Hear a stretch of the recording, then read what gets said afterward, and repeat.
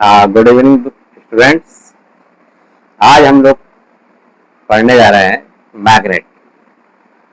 Magnet में आप जानते हैं कि क्लास 12 मैग्नेट में आपके 3 चैप्टर्स हैं। एक तो मैग्नेटिक इफेक्ट ऑफ करंट, दूसरा है आपका मैग्नेटिज्म और तीसरा चैप्टर है आपका ईएमआई। ईएमआई बोले तो बेटा वो ईएमआई नहीं जो बैंक में डिपॉजिट की जाती है। ये ईएमआई है क्या? इलेक्ट्रोमैग्नेटिक इंडक्शन, इसे बोलते हैं electromagnetic induction. These are 3 chapters in class 12 board examination. So पहला चैप्टर आज हम लोग पढ़ते हैं, स्टार्ट करते हैं मैग्नेटिक इफेक्ट ऑफ करंट की बात करते हैं। ऐसा पहला टॉपिक जो हम लोग पढ़ते हैं, चलिए पहला टॉपिक हम लोग पढ़ते हैं ओरिस्टेड एक्सपेरिमेंट। ओरिस्टेड एक्सपेरिमेंट ये आपने पढ़ा होगा, क्लास 10th में भी थोड़ा सा देखा होगा कि ओरिस्टेड का एक्सपेरिमेंट क्या है, ओरिस्टेड ने ऐसा क्या बताया या आपने एक्सपेरिमेंट में क्या ऑब्जर्व किया।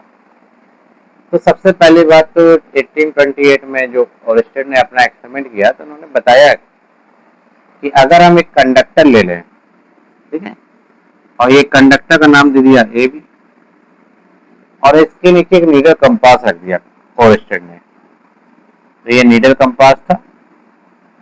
तो सबसे पहले तो ओरिस्टेड ने ये देखा कि इस कंडक्टर के नीचे जो नीडल कंपास रखा हुआ है इसमें कोई भी डिफ्लेक्शन शो नहीं हो रहा है, यानी कोई भी डिफ्लेक्शन शो नहीं हो रहा है। इसका मतलब है कि यहाँ से एक बात तो ये समझ में आ गई कि इसका मतलब इसमें कोई करंट फ्लो नहीं हो रही, और करंट फ्लो नहीं हो रही तो इसके नीचे रखा हुआ नीडल कंपास में भी कोई भी डिफ्लेक्शन शो नहीं हो रहा है। फिर ओरिस्टेड ने क्या किया कि इसी कंडक्टर के अक्रॉस, जो कंडक्टर ए बी है, इसके अक्रॉस क्या किया, एक सेल लगा दिया। सेल लगाया तो बेटा बताओ ये प्लस को किससे कनेक्ट कर दिया, कंडक्टर के ए से, और नेगेटिव को किससे कनेक्ट कर दिया, कंडक्टर के बी पॉइंट से। तो अब करंट भी क्या होगी, प्लस से माइनस की ओर दौड़ेगी, मूव करेगी, क्या फ्लो होगी। तो नीचे रखे हुए नीडल कंपास में जैसे ही इस सेल से कंडक्टर को कनेक्ट किया तो तो कंडक्टर में क्या हुआ, करंट फ्लो होने लगी। और जब करंट फ्लो होने लगी तो नीचे रखे हुए नीडल कंपास में अब क्या होने लगा, डिफ्लेक्शन होने लगा। जब डिफ्लेक्शन होने लगा तो यहाँ से ओरिस्टेड ने ये ऑब्जर्व किया कि जब करंट फ्लो नहीं हो रही थी तो इसके सराउंडिंग में केवल और केवल इलेक्ट्रिक फील्ड थी, मैग्नेटिक फील्ड नहीं थी। लेकिन जैसे ही कंडक्टर में करंट फ्लो कराई गई तो ये डिफ्लेक्शन शो होने लगा। इससे ये ऑब्जर्व किया ओरिस्टेड ने कि अगर कोई कंडक्टर करंट कैरिंग कंडक्टर है, अगर कोई कंडक्टर करंट कैरिंग कंडक्टर है तो वो अपने सराउंडिंग में इलेक्ट्रिक फील्ड के साथ साथ में मैग्नेटिक फील्ड भी प्रोड्यूस करेगा। इसीलिए हम लोग कहते हैं करंट कैरिंग कंडक्टर हमेशा अपने सराउंडिंग में क्या प्रोड्यूस करेगा, electric field as well as magnetic field. अगर कंडक्टर करंट कैरिंग कंडक्टर नहीं है तो अपने सराउंडिंग में केवल और केवल वो इलेक्ट्रिक फील्ड प्रोड्यूस करेगा, मैग्नेटिक फील्ड प्रोड्यूस नहीं करेगा।